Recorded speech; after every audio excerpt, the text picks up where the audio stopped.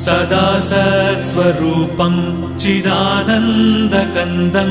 जगत्सम्भवस्थानसंहारहेतुं स्वभक्तेच्छया मानुषं दर्शयन्तं नमामीश्वरं सद्गुरुं साईनाथं नमामीश्वरं सद्गुरुं साईनाथं भवद्ध्वान्तविध्वंसमार्ताण्डमीड्यं मनोवागतीतं